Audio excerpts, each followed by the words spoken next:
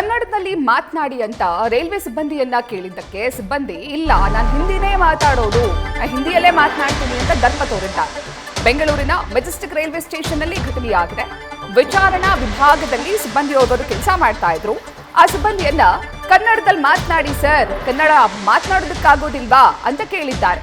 ಈ ವಿಚಾರಕ್ಕೆ ಆ ರೈಲ್ವೆ ಸಿಬ್ಬಂದಿ ಇಲ್ಲ ನಾನು ಕನ್ನಡದಲ್ಲಿ ಮಾತನಾಡಲ್ಲ ನಾನು ಹಿಂದಿಯಲ್ಲೇ ಮಾತನಾಡ್ತೀನಿ ಅಂತ ದರ್ಪ ತೋರಿದ್ದಾರೆ. ಹೀಗಾಗಿ ಇದೀಗ ಕನ್ನಡಿಗರು ಕನ್ನಡದಲ್ಲಿ ಮಾತನಾಡಬೇಕು ಅಂತ ಆಗ್ರಹಿಸಿದ್ದಾರೆ.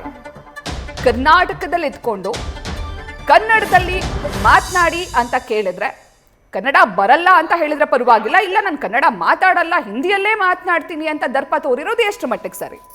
ಇವಾಗ ಹೆಚ್ಚಿನ ಮಾಹಿತಿಯನ್ನ ನೀಡ್ತಾರೆ ನಮ್ಮ ಪ್ರತಿನಿಧಿ ಚಂದನ. ಮೆಜೆಸ್ಟಿಕ್ ರೈಲ್ವೆ ಸ್ಟೇಷನ್ ನಲ್ಲಿ ಬಹಳಷ್ಟು ಜನ ಹಳ್ಳಿಯಿಂದ ಬಂದಂತವರು ಕೂಡ ಟ್ರೈನ್ ಅಲ್ಲಿ ಟ್ರಾವೆಲ್ ಮಾಡ್ತಿರ್ತಾರೆ. ಅಂಥವ್ರಿಗೆ ಹಿಂದಿ ಬರದೇ ಇರೋದು ಸಾಮಾನ್ಯ.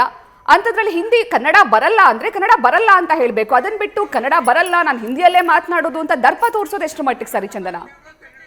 ಎಕ್ಸಾಕ್ಟ್ಲಿ ಪ್ರತೀಕ್ಷಾ, ನೀವು ಹೇಳಿದಾಗೆ ತಪ್ಪು ಅದು ಅವ್ರು ಮಾಡಿದ್ದು ಅಂತಾನೆ ಅನ್ನುವಂತ ಒಂದು ಮಾತುಗಳು ಕೇಳಿ ಬರ್ತಾ ಇರುವಂತದ್ದು. ಈ ಘಟನೆ ಇವತ್ತು ನಡೆದಿರೋದು ಮೆಜೆಸ್ಟಿಕ್ ರೈಲ್ವೆ ಸ್ಟೇಷನ್ ಅಲ್ಲಿ.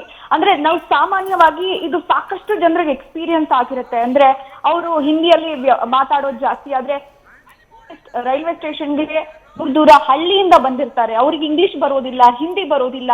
ಹೀಗಾಗಿ ವ್ಯವಹಾರ ಮಾಡ್ಬೇಕಾದ್ರೆ ಸಾಕಷ್ಟು ತೊಂದರೆಯನ್ನ ಅನುಭವಿಸ್ತಾ ಇರ್ತಾರೆ. ಇಂತಹ ಸಂದರ್ಭದಲ್ಲಿ ಓಕೆ ರಿಕ್ವೆಸ್ಟ್ ಮಾಡ್ಕೊಂಡು ಅಥವಾ ನಿಧಾನಗತಿಯಲ್ಲಿ ಅವ್ರು ಮಾತನಾಡಿದ್ರೆ ಅದನ್ನ ಒಪ್ಕೊಳ್ಬಹುದಿತ್ತೇನೋ.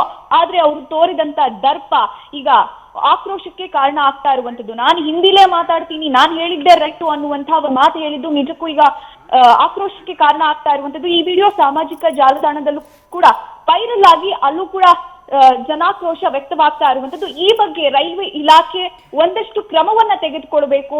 ಯಾಕಂದ್ರೆ ಈ ರೀತಿ ಸಮಸ್ಯೆ ಸುಮಾರು ವರ್ಷಗಳಿಂದ ಆಗ್ತಾ ಇದೆ. ಹಳ್ಳಿಗಳಿಂದ ಜನ ಬಂದಿರ್ತಾರೆ, ಅವ್ರ ಹತ್ರ ವ್ಯವಹಾರ ಮಾಡ್ಬೇಕಂದ್ರೆ ಕನ್ನಡ ಮಾತಾಡುವಂತ ಸಿಬ್ಬಂದಿ ಅವಶ್ಯಕವಾಗಿ ಬೇಕು ಅನ್ನುವಂತ ಅಭಿಪ್ರಾಯ ಕೂಡ ವ್ಯಕ್ತ ಆಗ್ತಾ ಇರುವಂತದ್ದು.